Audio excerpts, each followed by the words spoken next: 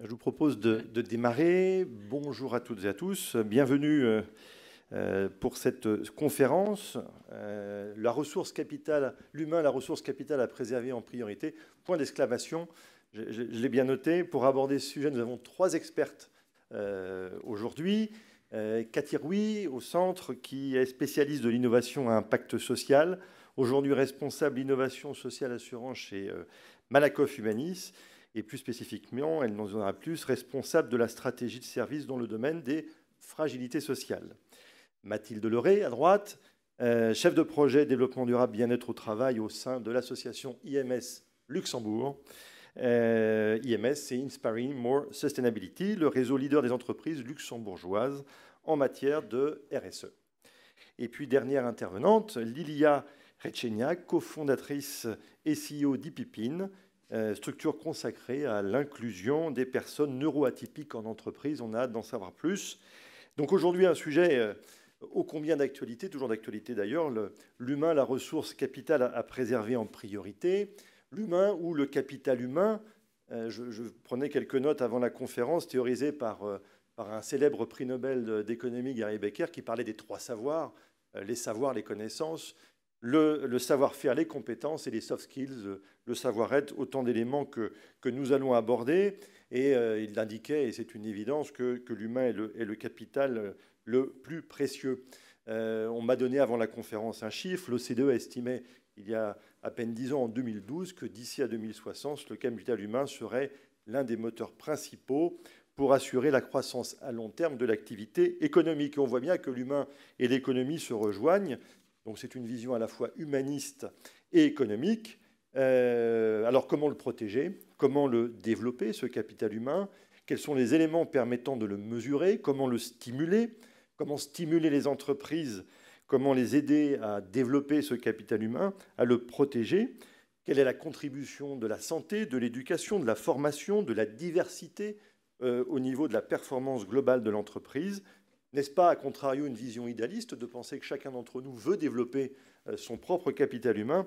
Autant de questions pour notre panel, questions également que vous pourrez poser, alors je lis très précisément, au travers de l'application du site ProDurable, édition 2020, session l'humain, la ressource capitale, et vous cliquez sur le lien Interaction conférence pour poser vos questions que je dois récupérer sur une application et que je transmettrai à nos panélistes. Alors je vais commencer avec Cathy Rouy pour la première question.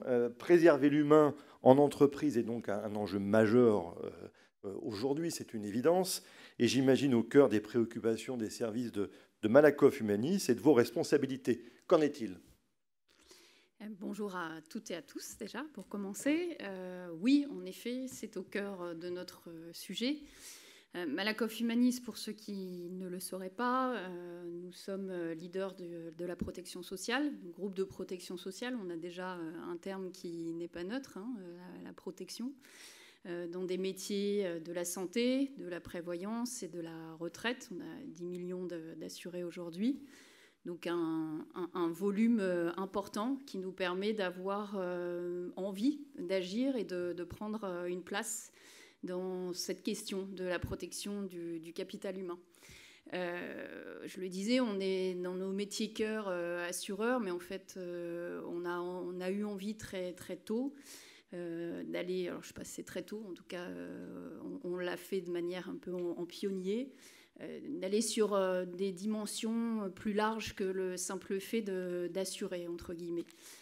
Et très vite, on s'est dit qu'on avait une responsabilité aussi vis-à-vis de nos clients, qui était de pouvoir les accompagner en termes de services, d'aller au-delà comme je le disais, de garanties d'assurance pure, mais de se dire finalement, en tant qu'acteur de la protection sociale, qu'est-ce qu'on peut apporter à nos clients et comment on peut les aider à prendre soin de l'humain et de ce capital humain en entreprise.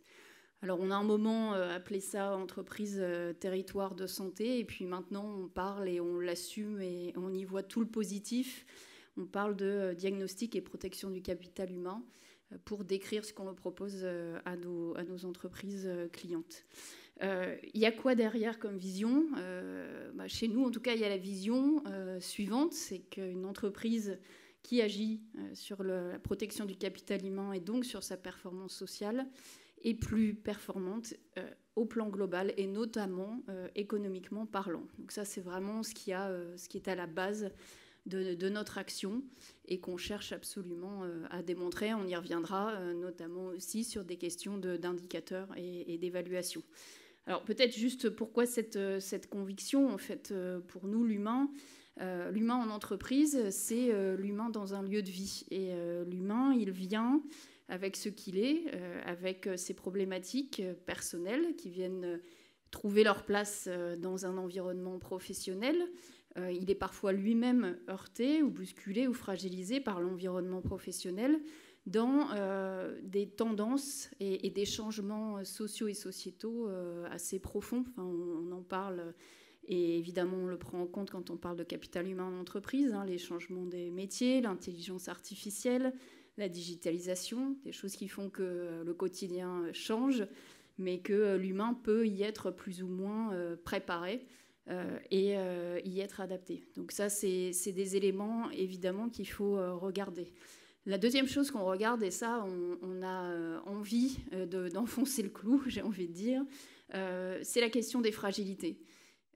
On est tous, à un moment donné, dans notre parcours de vie, amenés à vivre une situation de fragilité, et de plus en plus.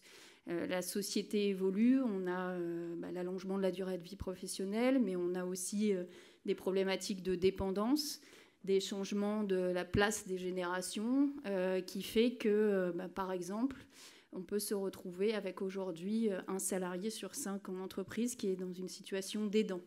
Donc le fait d'aider un proche dépendant, malade ou en situation de handicap. Ça, clairement, on ne le laisse pas à la porte de l'entreprise. On vient avec, et c'est à l'entreprise de voir comment elle peut accompagner l'humain, le capital humain, dans une situation comme celle-ci. Voilà, c'est des sujets, il y a des chiffres intéressants. Tout ça a évidemment des impacts en termes, par exemple, d'absentéisme.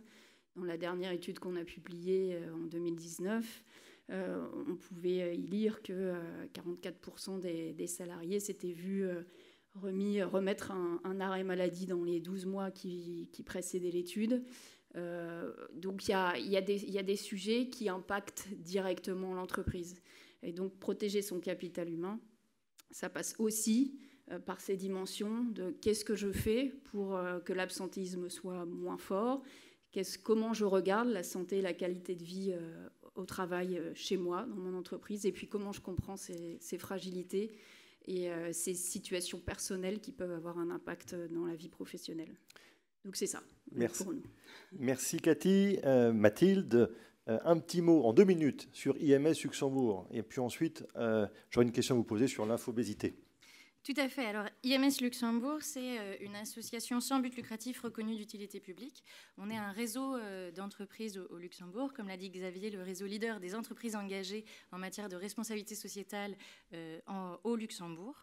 On compte environ 160 organisations professionnelles membres, puisqu'effectivement, on a les entreprises, mais on a aussi beaucoup de services publics, on a des associations, et on représente des membres qui ont une grande diversité, que ce soit dans leur taille. On peut être sur une start-up de moins de 5 salariés, ou on a par exemple Post, qui est le plus gros employeur du pays. On peut être sur une grande diversité des secteurs d'activité, puisqu'on va forcément, on est au Luxembourg, avoir une légère surreprésentation de tout ce qui est monde de la finance, gestion de patrimoine ou des assurances. Mais on a aussi la scierie, qui est quand même un secteur d'activité très très divers, notamment sur les modes de travail. Et on représente un peu plus de 15% de la masse salariale au Luxembourg. Et du coup, notre nom, c'est IMS, Inspiring More Sustainability. Et notre fonctionnement ou notre raison d'être, c'est un peu un laboratoire pour créer, trouver ou diffuser des solutions inspirantes et innovantes pour aider les entreprises à s'engager sur des modèles plus durables et surtout à tester des choses peut-être à petite échelle avec nous pour les déployer à leur échelle en interne ensuite. Alors un exemple, par exemple, c'est le cas de le dire, c'est l'infobésité. On en a parlé ensemble. Voilà un bon exemple qui risque d'entamer le capital humain. Donc, comment est-ce qu'on traite un risque comme celui-ci? Exactement. On est là, par exemple, je pilote un des projets d'IMS qui s'appelle InfoFlow CIV, Devenir savant face au flux d'informations. C'est un projet cofinancé par le Fonds social européen et il est centré autour de l'infobésité. L'infobésité, c'est un mot valise qui a été créé à partir du terme information et du terme obésité, et ça décrit une triple surcharge à laquelle on peut être confronté ou à laquelle on est confronté dans nos quotidiens professionnels, notamment d'une part le volume d'informations qu'on doit tous recevoir, envoyer, traiter, qui est extrêmement conséquent chaque jour, chaque semaine, chaque mois, le nombre de communications et le nombre d'outils qu'on va utiliser pour se les passer, pour les recevoir, pour les sauvegarder, mais aussi et surtout le nombre de sollicitations cognitives à laquelle ça va nous exposer. Donc, de quelle manière ça va solliciter notre cerveau en permanence. Et avant de vous proposer quelques solutions ou des pistes de solutions, je vais conclure cette introduction en vous citant quelques risques, notamment au niveau individuel, et notamment une hausse du stress chronique, des déficits de l'attention, une augmentation bien sûr, une baisse possible de la qualité des décisions, une diminution de la créativité, un engagement des collaborateurs plus difficile, des risques plus élevés d'hyperconnexion, mais surtout, et là on revient encore de notre sujet, une détérioration des relations humaines à l'intérieur de l'entreprise. Merci pour cette présentation. Lilia, dernière intervenante, qu'est-ce qu'Ipipine? Ipipine, la question est très vaste. est une entreprise qui a été créée, donc co-créée par Hervé Ferraud, qui est là, et moi-même, il y a 3 ans et demi. En fait, on est parti de quelques constats, notamment le constat que certaines personnes, bien qu'elles soient d'apparence comme n'importe qui, fonctionnent différemment. Et moi, j'en fais partie. J'ai eu un diagnostic. Donc, vous avez mentionné la neurodiversité. Donc, la neurodiversité, on parle du haut potentiel intellectuel, des troubles du spectre autistique, du trouble du déficit de l'attention, avec au sein hyperactivité, des troubles dyslexie, dyscalculie, etc. L'hypersensibilité aussi. Et donc, ces personnes, vous avez mentionné un chiffre qui est 1 sur 5, donc il y a à peu près 20% aussi, c'est une autre statistique, mais à peu près 20% de population neuroatypique dans le monde, en fait, 20% de la population globale. Donc, elles sont partout, dans toutes les entreprises. La question n'est pas est-ce qu'on les embauche ou pas, c'est qu'elles sont déjà là, donc comment on fait? Elles fonctionnent différemment, elles ont notamment un besoin de... plus de sens, en fait, de trouver, si c'est un sens personnel ou plutôt qui concerne la planète, le monde, etc., un besoin de sens. Donc, les motivations pour le travail seront différentes. Donc, pour les attirer et les faire rester dans les entreprises, dans les bonnes conditions, ce n'est pas tout à fait les mêmes leviers ou pas toujours les mêmes leviers. Vous avez parlé aussi, Cathy, du fait que on est tous parfois touchés par des situations qui nous affectent et on ne laisse pas ça à la porte de l'entreprise, on amène ça avec nous. Les personnes avec un trouble du spectre autistique, hypersensibles, surdouées, etc., en fait, elles amènent quelque chose d'autre dans l'entreprise que juste la fiche de poste. On le fait tous, mais pour ces 20%-là, c'est un peu plus exacerbé.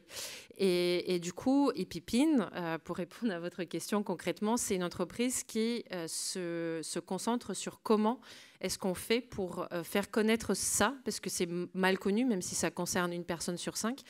Comment est-ce qu'on fait pour mieux les embaucher et comment est-ce qu'on fait pour mieux les faire rester dans les entreprises pour que ça profite aux personnes et aux entreprises. Donc c'est à la fois préserver leur capital humain, mais aussi c'est développer le capital humain en général par l'inclusion. Exactement. Ah bah oui, bien sûr.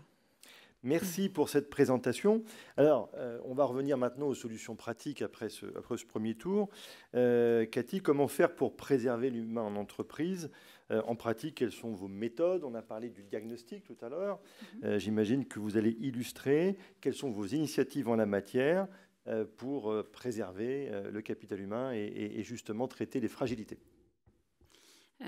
En effet, il y a trois choses principales, je dirais. La première, je vais y revenir, c'est le diagnostic. Clairement, pour agir, avant d'agir, il est intéressant de regarder dans son entreprise et pour le coup, on accompagne nos clients sur ce sujet-là par des outils et des méthodes, de regarder où on en est, où en est le capital humain dans mon entreprise, sur plusieurs dimensions. Je l'évoquais tout à l'heure, les questions d'absentéisme sont assez riches d'enseignements. Quand on regarde de près, on ne va pas mettre les mêmes causes derrière de l'absentéisme de courte durée ou l'absentéisme de longue durée. On va y mettre des maladies d'un côté, de la charge mentale peut-être temporaire ou plus installée dans la durée. Et c'est toutes ces choses-là, toutes ces causes qu'il va falloir après accompagner. On invite aussi les entreprises à regarder, je le disais, du côté de la santé et de la qualité de vie au travail. Et de la santé, et ça fait le lien avec ce qu'on disait à l'instant, on va regarder du côté de la santé physique, mais aussi la santé psychique. Et puis troisième dimension et troisième diagnostic, et à chaque fois on a des outils pour, les questions de fragilité. Derrière fragilité, on va aller regarder des sujets tendances de fond, j'ai envie de dire, qui impactent fortement l'entreprise. Les problématiques des aidants, je l'ai cité tout à l'heure, le retour à l'emploi après cancer et donc maladies graves, évidemment les questions de handicap et toute forme de handicap, plus de 80% sont invisibles, on le rappelle, et puis les questions de fragilité sociale et familiale, où là encore on va aller pointer des problématiques presque de masse, en tout cas pas de niche, et par exemple la question de la parentalité et toutes les fragilités que ça peut parfois engendrer, notamment quand on pense aux situations de monoparentalité. En pratique, comment se passe ce diagnostic? Vous envoyez des outils, des questionnaires On a une approche qui est double. On va d'abord proposer à l'entreprise, parce qu'il y a aussi une question de secteur, parfois selon le secteur professionnel auquel on appartient, il peut y avoir des thèmes, des sujets, des problématiques qui soient plus fortes qu'ailleurs. Dans certains secteurs professionnels où on emploie beaucoup de femmes, par exemple, on va pouvoir trouver fortement la question des parents solos. C'est un exemple, il y en a d'autres. Donc on va d'abord regarder à un niveau de benchmark, c'est-à-dire chaque année on fait un benchmark avec une représentativité des entreprises et des secteurs professionnels qui nous permet de déterminer quelles sont les problématiques que l'on trouve en entreprise autour du capital humain. Et on va proposer à l'entreprise déjà de se comparer, de nous donner quelques éléments, quelques données qui vont nous permettre de dire là vous êtes plutôt dans la moyenne ou vous êtes moins ou plus exposé à tel ou tel risque ou tel phénomène. Et puis on va aussi lui proposer d'aller interroger ses salariés pour prendre le pouls et voir où en sont les salariés sur le plan, comme je le disais, notamment de la santé physique, psychique et des fragilités.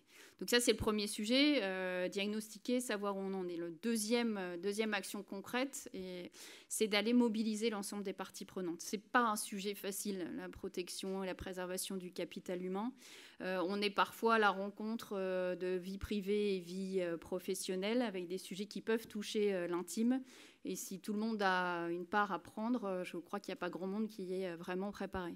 Donc la deuxième chose, c'est de pouvoir accompagner les managers, accompagner les parties prenantes dans l'entreprise à bien comprendre les enjeux et bien savoir de quoi on parle quand on parle de capital humain, quand on parle de fragilité, par exemple, des salariés. Donc ça va prendre la forme d'ateliers, de webinars, d'ateliers manager le handicap, comprendre le burn-out des aidants, préserver la santé physique de mes salariés, des choses qui vont vraiment permettre de mettre en action très vite. Et puis la troisième dimension, c'est évidemment d'accompagner le salarié lui-même. Là, on a un peu coutume de dire qu'il mérite le meilleur. Donc on va aller proposer des solutions de tout type qui correspondent à tous les usages et aux besoins d'aujourd'hui. On va être sur des lignes téléphoniques pour du soutien psychologique ou pour accompagner par exemple des personnes en situation de deuil ou ayant eu un décès proche. On va être sur des applis qui vont permettre de mieux gérer le quotidien, d'équilibrer vie pro, vie perso et d'alléger la charge mentale. On a récemment lancé une appli qui s'appelle Coach chez moi et qui permet notamment découvrir des techniques de coaching et qui correspondent à la situation dans laquelle la personne peut se trouver, qu'elle soit par exemple en maladie ou qu'elle vienne de divorcer, par exemple. Voilà. Et pour ça, on travaille à la fois avec les salariés eux-mêmes de nos entreprises clientes ou bien des salariés de la société en général qui vont pouvoir nous dire quelles sont leurs attentes, quelles sont leurs pratiques et quelles sont les limites aussi de ce qu'ils attendent en entreprise versus dans la sphère privée. Et puis on travaille aussi avec pas mal de start-up pour essayer d'apporter les dernières fonctionnalités et les meilleures idées pour prendre en charge ces sujets-là de protection et de préservation du capital humain. J'ai posé la même question à Mathilde. Comment préserver l'humain en entreprise? Je m'aperçois que finalement, c'est une grande partie de la question, c'est faire changer le management. Est-ce que c'est bien cela? Je me faisais la réflexion, au début de ma carrière, on parlait de direction du personnel. Après, on a trouvé un autre vocable qui était... les chefs du personnel, c'était anciennement des militaires, quand on remonte quelques décennies en arrière. Après, on parle de ressources humaines. Maintenant, on parle de capital humain. Moi, je suis sûr que demain, on parlera de la direction de l'humain dans les entreprises. Alors, c'est le management qu'il faut changer? Alors, je ne dirais pas ça. On va le déconstruire et on va arriver au management, si vous voulez bien. C'est-à-dire que l'infobésité, qui est catalysée par toute la digitalisation de nos modes de travail, et alors on imagine que si quelques-uns d'entre vous ont tenté le 100% à distance, ils s'y connaissent un petit peu en termes de digitalisation de toutes nos fonctions. Ça a une spécificité, que ça a une forme aussi bien individuelle que collective. Et un point d'attention au milieu, c'est-à-dire que l'humain, c'est un concept un peu subtil, je pense qu'on rentre bien dans le sujet à nous trois, et que donc on n'est pas tous identiques, on n'a pas tous la même résilience, on n'a pas tous la même tolérance, on n'a pas tous la même fatigue au même moment pour les mêmes activités, et même nous, chacun, on n'a pas la même résistance aujourd'hui que la semaine prochaine, dans un an ou l'année dernière. Donc c'est assez variable et il faut s'accorder beaucoup de tolérance sur le sujet. Et donc, dans le projet, on est rentré par un baromètre pour faire des constats. Alors, le baromètre, il a été fait au Luxembourg. Donc, je reconnais que c'est le pays voisin. Mais on n'a pas noté de différence entre les répondants, de différence particulière sur les sujets que je vais avancer, entre les répondants qui étaient de nationalité française et ceux qui étaient de nationalité luxembourgeoise, allemande, belge. Il y a une très forte plurinationalité dans les équipes de travail. Et donc, par exemple, pour une entrée en matière un peu anecdotique, on a demandé est-ce que vous recevez trop d'informations sur une journée de travail? On a 49% des gens qui ont répondu oui, instinctivement. Donc, on a pu sentir qu'il y avait un problème. Ensuite, quand on a poussé un peu plus, on a par exemple dit est-ce que vous lisez vos emails professionnels durant vos repas? Et là, on est arrivé à 37%, un gros tiers qui le fait au moins une fois par semaine ou plus. Et on a regardé à quel risque était plus exposé ce groupe qui lisait ses emails professionnels pendant le repas, que ce soit celui du midi, du matin ou du soir.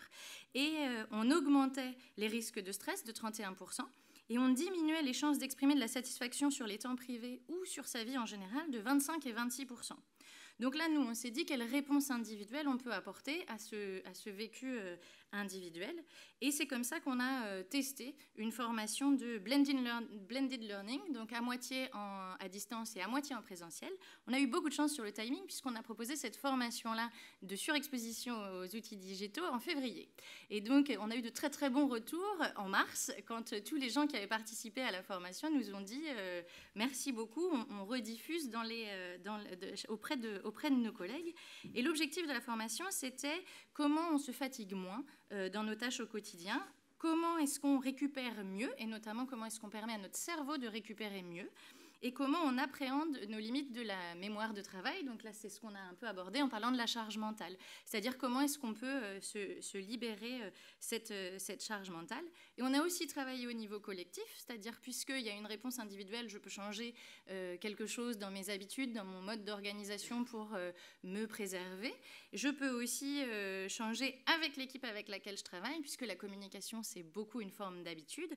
Donc, on peut changer les habitudes partagées. Et là, on fait des tests avec des équipes qui sont volontaires, bien sûr, pour se dire sur une approche scientifique un peu basique, on se met tous ensemble, on met à niveau les connaissances sur le sujet qui a été décidé d'aborder, et ensuite on fait un exercice de facilitation pour faire sortir du groupe ce que le groupe souhaiterait modifier comme habitude, et on vérifie si après 1 mois, 2 mois, 3 mois, le travail est plus fluide et moins fatigant et plus satisfaisant.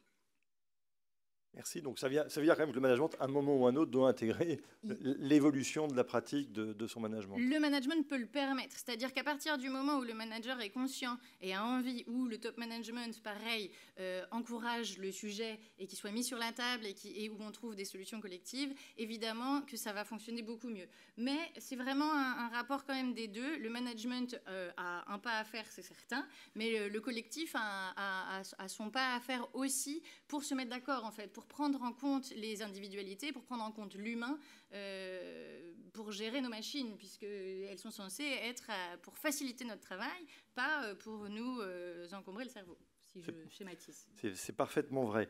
Lilia, moi j'ai une question. Nous parlions des personnes atypiques en entreprise ou bien le recrutement de personnes atypiques. Est-ce que les entreprises y voient du potentiel, du capital différent, du capital humain permet de développer le capital général et humain de l'entreprise, ou bien est-ce qu'ils le voient pour des notions peut-être de diversité ou de handicap? Forcément, c'est ni l'un ni l'autre, ou les deux à la fois. Et quelque part, une réponse nuancée, puisque en fait, un interlocuteur auquel je parle en entreprise, qu'il soit DRH ou directeur d'une mission handicap ou RSE, il y voit du potentiel, lui, individuellement, en tant que personne et en théorie. Mais à partir du moment où il faut commencer à l'appliquer en entreprise, honnêtement, c'est encore assez compliqué. Il y en a des entreprises qui le font vraiment pour ces convictions-là. Ça vient toujours de la direction. Dans mon expérience, ça ne veut pas dire que ça vient toujours de la direction, mais dans mon expérience, c'était le cas. Et c'est quand même compliqué à mettre en place. C'est pas si évident que ça. C'est pas parce qu'on est tous convaincus que changer les process, ça devient simple. Il y a des choses à changer. Et effectivement, aujourd'hui, on est dans une situation un peu intermédiaire où les entreprises se rendent compte, les entreprises et les individus d'entreprise se rendent compte qu'il y a vraiment de belles choses à faire en mettant en valeur et en pratique la diversité cognitive.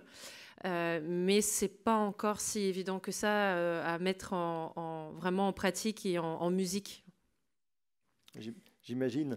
On va revenir, peut-être un exemple, vous avez vu des exemples, vous sentez, alors je sais bien qu'il y a une période un peu compliquée et Pipine est assez jeune, mais vous sentez petit à petit que ces sujets progressent de façon évidente au niveau des entreprises, de vos clients? Ne serait-ce que par la conscience du sujet, oui. Il y a de plus en plus d'entreprises parce qu'on n'est pas les seuls, heureusement, il y a beaucoup de petites entreprises ou de grandes ou d'individus qui sensibilisent autour de ces sujets-là. Donc, heureusement, la conscience autour de tout ça grandit. Il y a des actions aussi qui se font. Oui, je dirais que ça progresse. Pas assez vite, mais voilà, moi, j'ai toujours tendance à prendre un pas de recul en me disant c'est mieux qu'il y a 5 ans, c'est mieux qu'il y a 10 ans et c'est moins bien que dans 5 ans et dans 10 ans et c'est un chemin. Une des façons pour que cela progresse, Cathy, oui, c'est de démontrer que le développement, la préservation du capital humain, c'est une condition de performance tout court de l'entreprise. Nous avons conduit ensemble Etifinance et Malakoff Humanis et Travaux au travers de l'indice du capital humain en entreprise qui a démontré le lien entre performance sociale et performance tout court. Peut-être souhaitez-vous illustrer cette mesure de la réalité de l'importance du capital humain? Oui, c'est vrai que c'est un élément important, à la fois pour les entreprises qui ont déjà franchi le pas et qui agissent et qui ont envie de savoir ce que ça donne, et puis aussi parce que c'est des éléments qui peuvent permettre d'en convaincre d'autres qui sont peut-être plus prudentes ou moins informées ou moins matures sur le sujet d'y aller et qu'elles auraient raison d'y aller. Donc c'est un sujet qu'on travaille au travers de l'indice du capital humain en entreprise, en effet, mais plus globalement pour essayer de définir et des indicateurs et des méthodes pour aller mesurer les bénéfices qu'apportent ces actions en termes de performance sociale et de préservation du capital humain. Donc l'indice du capital humain en entreprise, il est basé sur 5 items, 5 grands axes qu'on va aller regarder pour le définir, pour le constituer. Alors autour de la santé et de la QVT, autour de la création de valeur, de l'éthique et de la RSE, de la gouvernance et puis de la gestion des compétences. Donc on va regarder tous les éléments qu'on peut faire remonter quantitatif, chiffré notamment, pour pouvoir constituer cet indice et permettre à l'entreprise de se mesurer et de voir finalement dans l'ensemble de ces 5 items comment elle se positionne. Ce qui est intéressant, vous le disiez, c'est d'avoir pu, du coup, dans cette première expérimentation qu'on a menée auprès de 300 entreprises, pouvoir démontrer, enfin, en tout cas, c'est une première, et puis on va aller le pousser et le confirmer, mais qu'il y a une incidence non négligeable, on parle de 10 points, pour une entreprise qui agit dans le domaine de la performance sociale sur sa performance globale et notamment sa performance économique. Donc on va l'affiner, cet indice. Le but, et cet indicateur capital humain d'entreprise, le but c'est vraiment de pouvoir le proposer à nos entreprises comme étant un élément aussi qui permet de piloter leur stratégie et leur action dans le domaine de la performance sociale. Au-delà de ça, et puis vous compléterez si vous le souhaitez, puisque nous avons travaillé ensemble sur le sujet, ou s'il y a des questions par la suite. Au-delà de ça, on veut aussi, en termes d'indicateurs, pouvoir, je le disais tout à l'heure, on a ces outils de diagnostic qui permettent de définir après un plan d'action ciblé, affiné, sur des thèmes qui concernent particulièrement l'entreprise. On va là aussi définir des indicateurs thème par thème qu'on va suivre d'année en année et qui vont nous permettre de mesurer quels sont les bénéfices des actions qu'on met en place. Donc là, dans un pilotage, on va dire, de proximité et d'année en année qu'on partage, nous, l'entreprise, et puis l'ensemble des parties prenantes qu'elle a mobilisées, pour voir ce qu'au fur et à mesure, on va ajuster pour continuer à faire évoluer, par exemple, les problématiques de santé psychique dans l'entreprise. Après, on peut aller plus loin et on aimerait aller plus loin pour aller jusqu'à être capable aussi de proposer des méthodes de mesure d'impact et notamment d'impact social sur les salariés des entreprises que nous accompagnons. Qu'est-ce que ça change d'avoir pu bénéficier d'un dispositif complet d'aide au retour à l'emploi après un cancer ? Qu'est-ce que ça a apporté et qu'est-ce que ça aurait donné si jamais la personne n'avait pas pu bénéficier de ce dispositif ? Ça, on a envie de pouvoir vraiment le qualifier et aller beaucoup plus loin, finalement, dans la mesure des bénéfices des services qu'on peut proposer aux entreprises et à leurs salariés. Et puis après, il y a une logique aussi qui n'est pas inintéressante, qui est celle d'être labellisé. On a nous-mêmes, en tant qu'employeur, Malakoff Humanis, signé la charte de l'INCa et puis été labellisé par Canceratoire pour notre action dans le domaine du cancer. Donc c'est aussi une autre façon d'aller se mesurer auprès d'acteurs qui, eux, ont une vision, une certaine reconnaissance de ce qu'il serait bien de faire dans le domaine, là en l'occurrence sur Canceratoire, du cancer en entreprise. Et donc c'est une forme de reconnaissance qui est aussi intéressante et qu'on met de manière globale dans les indicateurs de réussite. Mathilde, moi j'ai une question. Est-ce que tout ceci, quand même, n'est pas réservé aux grandes entreprises? Et est-ce que c'est adaptable, utilisable? Est-ce qu'elles peuvent le digérer, les plus petites entreprises, les TPE? Selon vous, vous qui avez, j'imagine, dans votre association, des entreprises de toute taille. De toute taille, effectivement. Et surtout, ce qui préserve l'humain, c'est l'humain. Ça n'est en aucun cas l'outil.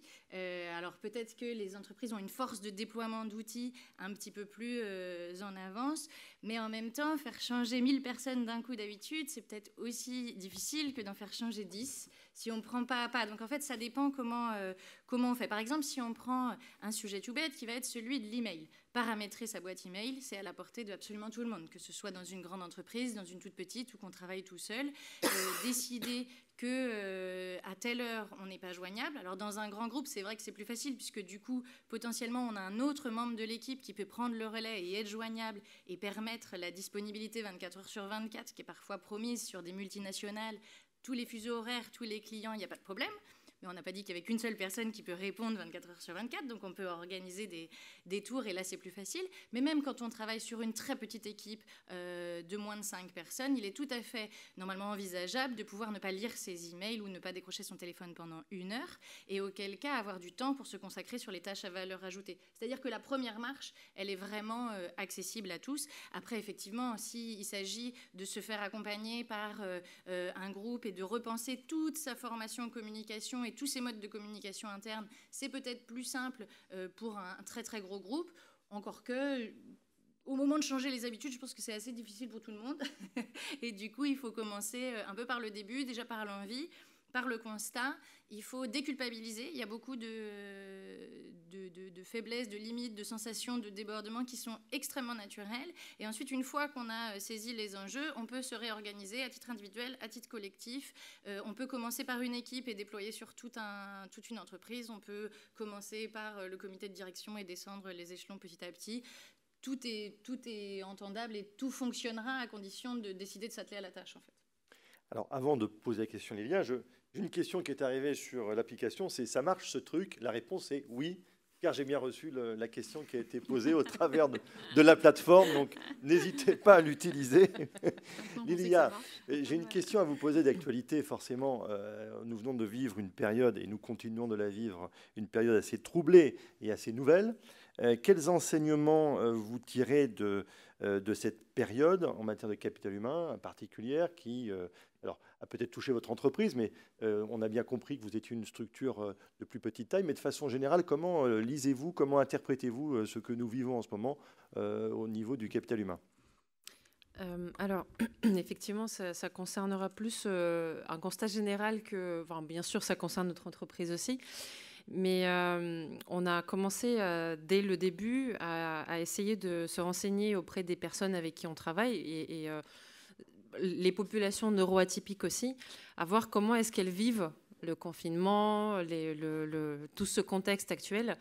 Et on s'est rendu compte en fait qu'elles ont énormément de choses à apporter à tous les autres et que ça reflète finalement assez bien ce sur quoi on a fondé notre entreprise, à savoir que les difficultés qu'on a l'habitude d'appeler des difficultés, mais en fait c'est des particularités des personnes neuroatypiques, sont en réalité, ou peuvent être, si on s'attelle à la tâche, pour reprendre votre expression, peuvent présenter des vraies opportunités.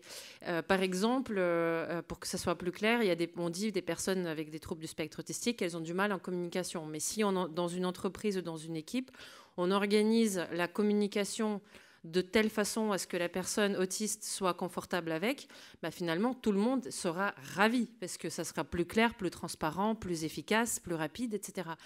Et c'est, en fait, je pense sincèrement que c'est en ça que les neuroatypiques peuvent vraiment contribuer au développement du capital humain. Pas seulement pour ça, bien évidemment, pas pour la com, mais pour la capacité à faire les choses différemment, à voir plus loin, à chercher du sens, etc. Mais pour revenir au sujet, le confinement, la crise, etc., c'est vécu finalement pas trop mal par les populations neuroatypiques, hormis les aspects de changement d'habitude, de rituels, etc., pour les personnes qui en ont vraiment besoin. Mais elles ont quasiment toutes les personnes avec qui nous on a pu discuter, en ont tiré beaucoup plus de positifs que les personnes qui ont... Et il n'y a pas de mieux ou de moins bien là-dedans, attention. Hein, mais elles ont été capables, parce qu'elles aiment bien fonctionner pas en isolement, mais en solitaire. Elles ont beaucoup plus besoin de se retrouver avec elles-mêmes. Elles ont retiré beaucoup plus de positifs du confinement, par exemple, que les personnes qui ont besoin du contact social. Donc, encore une fois, il n'y a pas de mieux ou de moins bien, mais ce que ça démontre, c'est qu'on peut, finalement, en apprenant des façons de vivre des uns et des autres, on peut vraiment construire des choses qui vont aller largement au-delà d'une norme et de juste certaines habitudes qui sont devenues normales, entre guillemets, dans nos habitudes de fonctionner en entreprise, mais qui finalement, on continue à faire par inertie. Mais bon, qui est-ce que ça satisfait encore aujourd'hui ? Il y en a peut-être, bien sûr, mais pas tout le monde. Et du coup, c'est surtout et la crise a vraiment amplifié ce phénomène-là. ce besoin de se dire, OK, si on regardait comment on peut fonctionner autrement. Et bien sûr, on peut l'extrapoler à au télétravail, au e-learning, etc. Mais sur l'humain aussi, est-ce que vraiment nos façons de faire habituelles à l'entreprise, est-ce que ça nous convient à tous ? Est-ce que ça convient au moins à une majorité ? En fait, je suis beaucoup moins sûre après la période de confinement, d'autant qu'il y a énormément de personnes aussi qui ont remis en question complètement leur carrière, leur envie de travailler dans leur entreprise, etc. C'est que il y avait des faiblesses déjà présentes que la crise a révélées, mais il y a énormément d'enseignements à tirer quand on regarde la population neuroatypique. En tout cas, donc, la crise est un accélérateur de changement, Mathilde, selon vous aussi, c'est ce que vous observez ? Pour nous, on défendait de tester à grande échelle le télétravail pour voir que les salariés travaillent. C'est réussi. Ouais. On ne pouvait pas être mieux servi. Et du coup, c'est la confiance que j'espère que ça va inspirer parce que le télétravail permanent pour tous, ce n'est pas un modèle que je défends particulièrement. Mais par contre, l'autorisation de pouvoir exprimer ses besoins et de temps en temps d'avoir besoin d'un espace un peu plus isolé, un peu plus calme, une autorisation d'être connecté à un horaire qui nous convient mieux. C'est vraiment intéressant pour chacun, mais aussi pour le collectif, à condition de retrouver des espaces collectifs. C'est-à-dire que là, vraisemblablement, on va se diriger vers un mix entre présentiel et distanciel. Et l'idée, c'est bien de continuer de croiser ses collègues. C'est bien d'avoir le collègue qui se mêle de tout et qui, quand même, nous enlève une grosse épine du pied le jour où il nous dit « Ah, mais c'est machin que tu essayes de joindre. Cherche pas, c'est pas comme ça que tu vas pouvoir lui parler. » Et donc, du coup, ça a beaucoup manqué quand on est à 100% en distanciel. Mais par contre, il y a d'autres choses qui se sont passées. Et par exemple, on a pu tous réaliser potentiellement que la 3D nous manque. Pour lire les émotions des autres, la 3D, c'est beaucoup mieux que la 2 dimensions. Notre cerveau n'est pas habitué à lire un écran et pour lui, c'est très difficile. C'est pour ça que dans les films, au moment où on vous met une petite musique pour vous dire si vous devez avoir peur pour la personne ou être inquiet pour lui, etc., etc. C'est parce que vos yeux ne vont pas réussir à le faire tout seul. Et donc, du coup, pour des réunions à fort enjeu ou sur des sujets un peu épineux, clairement, il va falloir continuer à choisir d'être dans la même pièce et quand ce sera possible, à la distance qu'on souhaite. Par contre, on a aussi réalisé qu'il y a plein de choses qui peuvent se faire ou en visio ou en document partagé et ça nous, je crois, donne la liberté de vraiment choisir l'outil le plus adapté à l'objectif de notre travail, à l'objectif de notre collaboration ou à l'objectif de notre moment de concentration très intense pour produire une note, un article ou je ne sais quoi en fonction des métiers, des tâches, et bien sûr, tout s'adapte à chaque fois. Mais c'est vraiment intéressant d'avoir pu tester un mode de travail qui n'était pas encore massivement adopté pour pouvoir en tirer le meilleur et l'intégrer à des modes de travail divers qui se complètent dans l'organisation globale. Je retiens l'idée de la musique pour les réunions virtuelles, c'est une très bonne idée. Lilia, j'ai une question pour vous. Comment fait-on pour identifier des personnes neuroatypiques dans une entreprise ? Comment vous faites ? On a 2 heures là. Oui, et encore 2 heures, c'est pas beaucoup. On va dire qu'il y a une série de signes, qu'on appelle les signes qui ne trompent pas, mais physiquement déjà, c'est pas possible parce qu'en fait, c'est des personnes qui paraissent tout à fait inidentifiables avec des particularités neuroatypiques. Mais après, alors. Je rigolais tout à l'heure, mais c'est pour certains des profils que j'ai énoncés tout à l'heure, il faut un vrai diagnostic. Un diagnostic au moins par des psychologues. Et pour certaines particularités, c'est des médecins, psychiatres notamment. Par exemple, pour l'autisme, pour les troubles 10 et les troubles du déficit de l'attention, c'est un diagnostic médical. Donc, tout ce qui n'est pas diagnostic médical ou psychologique, il faut vraiment y aller d'une manière très précautionneuse parce que on ne peut pas distribuer des diagnostics comme ça. Mais par contre, disons qu'on reconnaît, en entreprise, parfois, on m'appelle parce qu'on dit, il y a quelqu'un, on se pose des questions s'il ne serait pas neurotypique suite à ta conférence, mais avant ça, on pensait que c'était vraiment juste un chieur, en fait. Pardon pour le vocabulaire, mais c'est des personnes, en fait, qui n'arrivent pas à fonctionner, c'est des empêcheurs de tourner en rond, c'est des personnes qui n'arrivent pas à fonctionner avec les normes imposées. C'est le premier signe à rechercher. Après, c'est parfois des personnes qui sont parfaitement, entre guillemets, intégrées, qui ont bien compris et qui fonctionnent bien avec les normes, mais elles vont toujours avoir des idées qui sortent un peu du lot et un comportement qui va être un petit peu différent, un mot qu'on arrive à lâcher qui n'est pas politiquement correct du tout. Voilà, en fait, on constate une différence. On ne sait pas mettre un mot dessus, mais on constate une différence, et qu'elle soit positive, négative ou neutre, peu importe. Mais encore une fois, c'est quand même pour certains des diagnostics médicaux, pour d'autres des diagnostics par des psychologues. Donc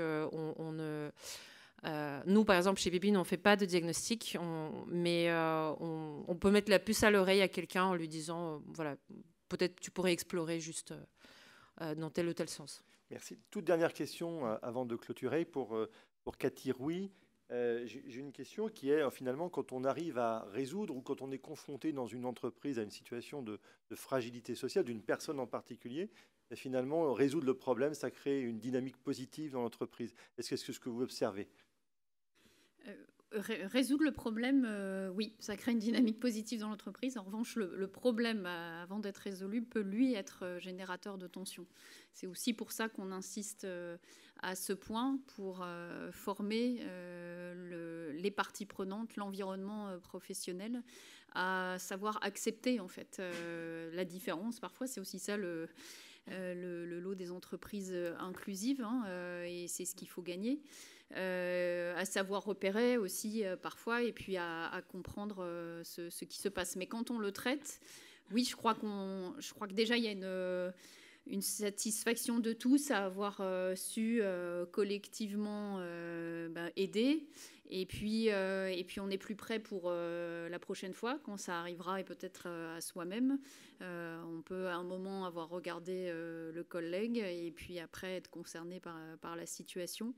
Donc il y a une force, il y a une force qui se dégage. C'est aussi ce qu'on essaie de dire pour convaincre les entreprises d'agir dans le domaine des fragilités. C'est que la fragilité est une force. La prendre en compte, c'est plus de force, plus d'énergie pour l'entreprise, c'est plus de cohésion. Donc oui, c'est forcément gagnant, avant même d'avoir démontré l'impact sur la performance. C'est forcément gagnant pour le collectif, ça c'est sûr. Voilà, c'est pas sans difficulté, parce que ça peut venir aussi heurter des équilibres. On peut se poser la question à un moment de se dire ça a l'air d'être l'avantage pour l'un, pourquoi pas moi. Voilà, donc il faut dialoguer, il faut outiller, et puis faire comprendre à chacun que c'est dans un parcours de vie, il est fort probable qu'on vive tous une situation de fragilité. Ça veut dire aussi, et pour conclure, dans une certaine mesure, l'entreprise doit s'adapter à son capital humain, et pas que l'inverse. Et je lisais un dernier message. En effet, la performance sociale, c'est en matière de recrutement, d'affectio societatis, et probablement demain en matière de financement. Et c'est un élément que l'on va voir se développer dans la prise en compte par ceux qui fournissent des capitaux ou du crédit, un élément qui va être de plus en plus pris en compte. Merci beaucoup, mesdames, pour tous ces éclairages, et préservons le capital humain ensemble. Merci.